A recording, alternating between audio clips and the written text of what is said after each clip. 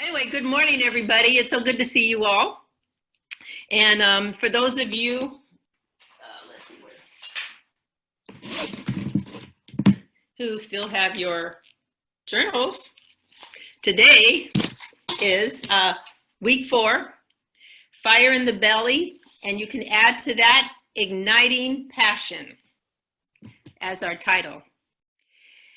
We are living at an evolutionary time. You probably have noticed that some things have changed. Evolution is something that usually happens, rather gradually, and we may feel like things are happening very, very quickly right now. But stop and think. In the 70s, when I first started learning about and studying the science of mind, TM was just getting started. EST, remember EST, anybody? It was all the rage, okay? No one talked about consciousness. Yoga was something that they did in India. People were religious, but not spiritual, okay? Ram Dass finally wrote the book, Be Here Now. And then remember Gary Zukav's book came out, Seed of the Soul. I don't know how many of you remember, but Marilyn, let's see. But I'm going to continue on because Marsha's going to fix this. But let's see.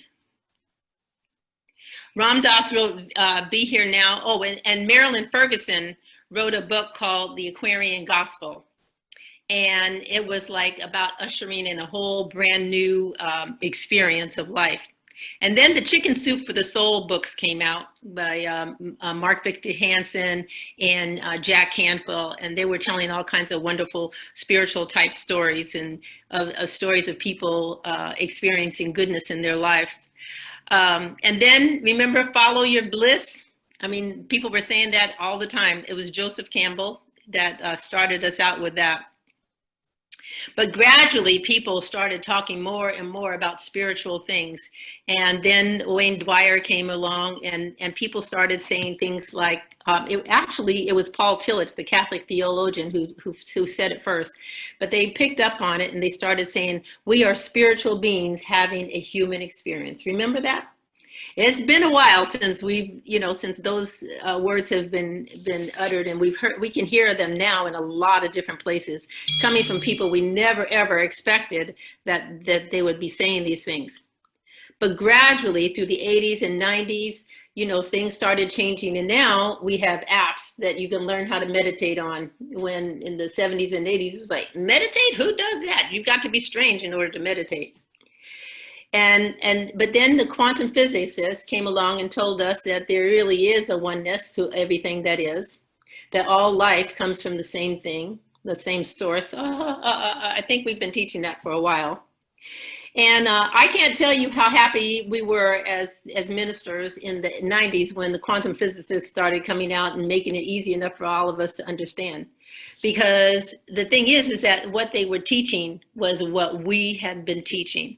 And the science was actually confirming what we had been teaching. And so, things have been gradually changing, moving, and I can't speak about other countries. I can only speak about here. And so, in this country, things have been gradually, changing and shifting. So now people think of themselves, they used to think of themselves as religious, and now they think of themselves as spiritual and not religious, right?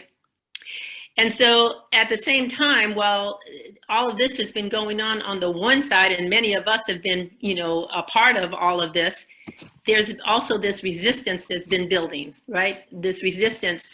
And what happens when you have resistance to, to whatever is going on, whether it's in your own life or whether it's in a community's life, it's regardless. Something starts to divide, because then you have this side and this side. And so the resistance creates division. And so what happens with evolution is there's always some resistance. There's always that resistance pushing, this decision to go forward is being pushed by the resistance to say, no, don't change. I like it the way it is. Keep it here. And so what has happened is that some of us, we don't know which way to go, do we? Sometimes we are all for the evolution and we're on that path. And then other times we're like, no, things are moving entirely too fast. I'm not ready for that transformation. I would just as soon, stay right here, right where I am. As we move through life and as we do the things that we're doing and get involved in the jobs that we're doing and raising the children and having the grandchildren and being happy with them and all the stuff that we get involved with, we forget that life is about having some level of passion, having some level of joy and excitement and enthusiasm that comes from within us. And so that's what we're talking about today, is igniting that place in us that has been asking for us to just be something different, because obviously something is asking us to be different, because we are having an experience now that everybody says is unprecedented. So let me ask you this, and those of you who have journals, you might want to write it down. What would you do if money, consequences, or making other people happy did not matter?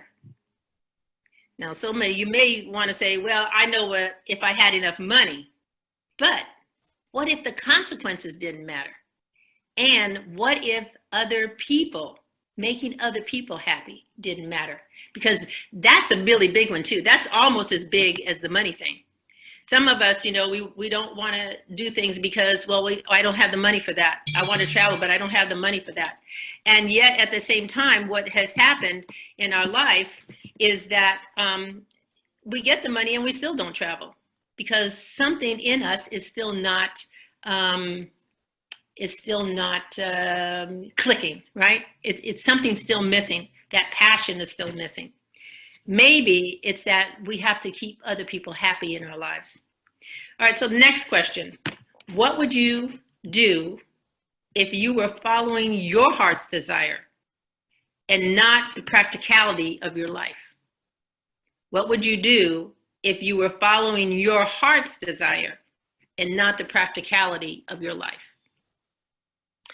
The practicality is, I have to get up and go to work every day. I have to do this, I have to do that, I have to do the other. And then the third question is, what has the creative part of you been calling for you to be or to do? What has the creative part of you been calling for you to do or to be? It's time to wake up. It's time to start doing all those things that you've been putting off and saying, well, I'll do it when. I'll do it when this happens. I'll do it when that happens. Well, the when time has come. We are witnessing people who are showing us what it is to live a passionate life. I don't know if you know this, but during the AIDS epidemic, some health workers got sick and died. About 50 of them, they think. This COVID-19, over 100 medical workers around the world have died as a result of dealing with these patients. Over 9,000 have been infected. In Georgia, we know that at least 2 healthcare workers have died of the disease, but they're not keeping real close track, so we're not sure exactly how many people have been infected, but 2 that tested positive. Why do these people go to work every day? Why do these doctors and nurses put their lives on the line? Because they literally are putting their lives on the line. And not just them, but the policemen, the firemen, and all the other, the EMTs and the people who are delivering food, they're all putting their lives on the line for this. Some of them have gotten sick. Some of them, their children have gotten sick. We heard this week about a 5-year-old girl who died, and another couple days ago, a 5-month-old baby. When we said, that seniors were the ones who were susceptible to this, no, children are susceptible to it too and can die. So why are people going to work day after day? Do you watch this and you hear these stories? Do you wonder what it is that's motivating them? What is it that says, you know what, get up and go. You're going to watch 10 people die today. 10 people you don't know, but you've been taken care of for the last how many minutes, weeks. How do you go every day and go into work and you left somebody there yesterday and you went today and found out that their bed is empty? I don't know. It's got to be that they love what they do, that they are passionate about, get this, caring for people. They're passionate about caring for people. Matthew Fox said, if you get cut off from your passion, where's your compassion going to come from? So these people are compassionate. Why? Because first their passion has been ignited. Somewhere in them, they said, you know what? I will put myself at risk. I will put my family at risk because this is more important. And I am here to do this job. I am here on the planet at this time. They may not say it just like this, but think about it. What their actions are saying is, I am here at this time, in this place, to do this work for these people. Their passion for medicine or whatever their scientific bent is, whatever it is that they are doing right now, they have spent years preparing for, getting to this point. You and I have done the same thing. We have spent years preparing to get to this point in our lives. So the question is, where are you? Where is your passion taking you? Where has it led you? You're not too old, if that's what you think. You don't have too much less education. There's not this that's wrong. There's not that that's wrong. Everything has brought you to this point in your life. Every experience, good and bad. Every experience of abundance, of joy, and of prosperity. Every experience of lack and limitation. Every experience that you have had in your life of saying, I can't do that, or I can do that. All of that matters and has brought you to here where you are today. And now you're at a place of choice, because now you've got to say an answer to those questions.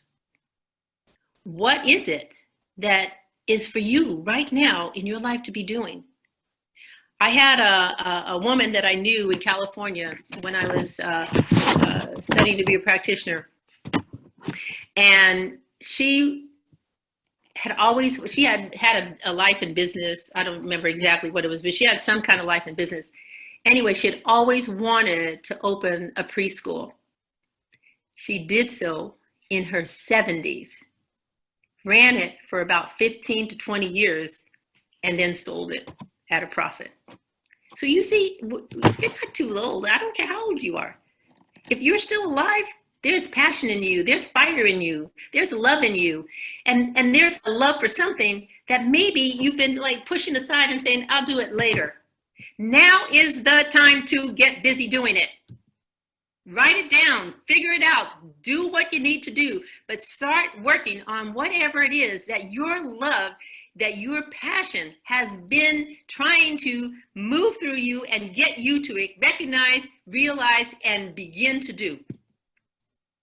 We're all working now. We're all being sheltered in place right now. So we've all been gifted the time. Even if you're working, you've been gifted time, because things are not the same as they were. And it doesn't take you as long to get to work. I know that, okay? So, the thing is that we've all been given this gift of time. What are we going to do with it? What is it that we have not been doing that we now have the time to think about and begin doing in our lives?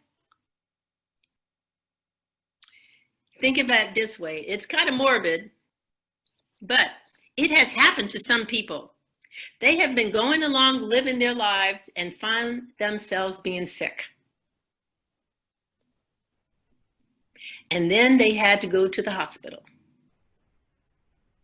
And some were placed in a position of, am I going to live or die? If you were in that position, What would it be that you would say, I wish I had done this. I wish I had more time to do that. I don't like asking that question. But if we don't think about those things, then we leave them and we don't do what is here for us to do. I have heard musicians who tell me, you know what? I was doing this or that or another, and I just couldn't do anything else. I had to go make music no matter how much it cost me.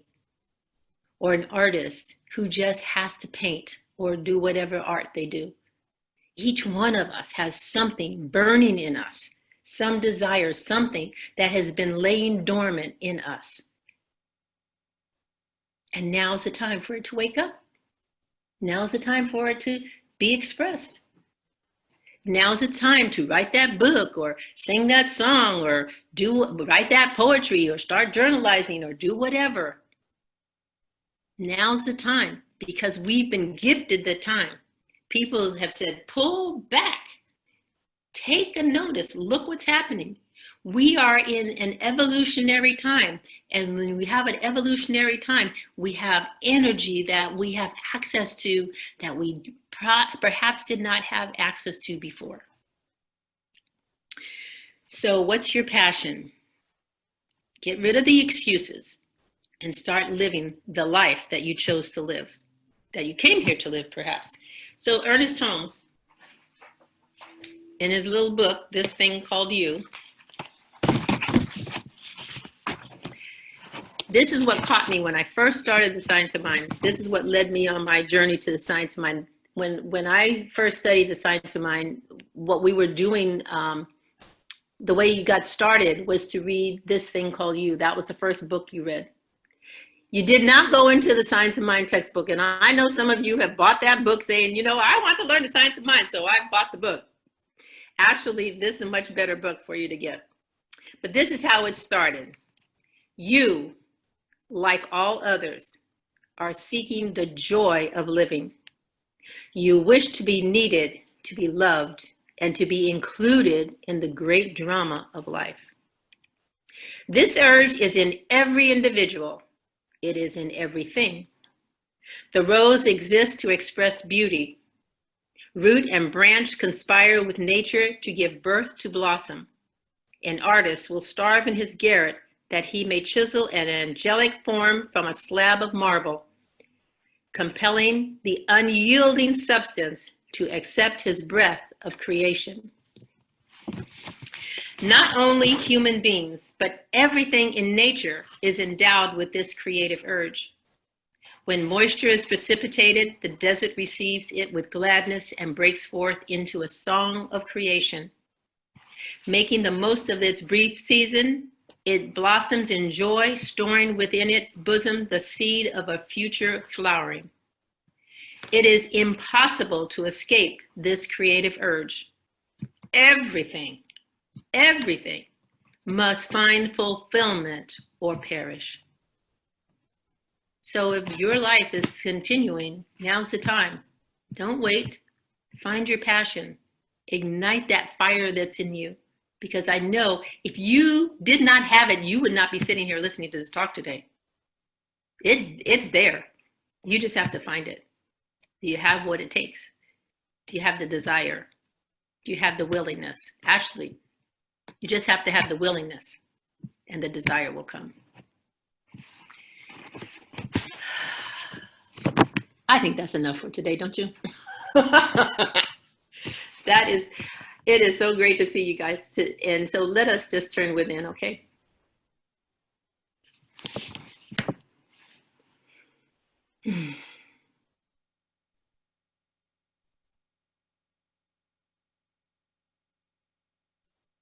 And so I am knowing that the passion, the love, the joy, the excitement, the enthusiasm, all of that has been given to us. As Lily read, we have been given. We have already received. We have received all that we are that we need in order to move forward passionately in our lives. We have received all of the perfection, all of the power, all of the joy, all of the love, all of the creativity, anything and everything that we can possibly want or need in our lives is already there, laying within us, perhaps dormant. But now the spark of life is touching it. And that flame is being ignited, and there is a fire in us that is seeking to express itself in our passion, in our enthusiasm, in our love, in our joy, in our lives, fully and completely, no matter where we are, no matter what we are doing, no matter what the past has been. That fire in us is right here and right now being expressed in all aspects of our life. We open our eyes inwardly and know that the truth of who we are is being expressed as we allow it to express through us. We open ourselves and are fully and completely willing to accept the truth of who we are, willing to move forward in this life in such a way that it allows us to say, I have done what it is I have come here to do when our life comes to an end. I am knowing in this very moment that every single moment of our lives from this moment on is endowed with this power, with this presence, with this life, with this passion, with this love that allows us to go forward, move forward in such a way that nothing, absolutely nothing gets in our way or stops us from that which we are seeking, and knowing that we have the capability and the passion and the awareness and the power from within to accomplish. I am knowing that this is the truth of who and what we are. I am grateful that this truth is being expressed in each and every one of us in our own unique way. None of us is, well, we are one with the other. We are also distinct and individualized because the harmonious expression of God in this world is allowing us to do and be all that we could possibly be without taking anything from anybody. Our joy, our love is without limit, as well as our ability and the capability that we are needed and necessary in this world to express.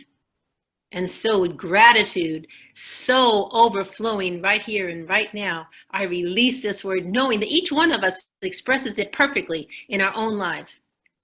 That this is the truth of who we are. We accept it now, and we let it be, and we say together in our own way, and so it is. Amen.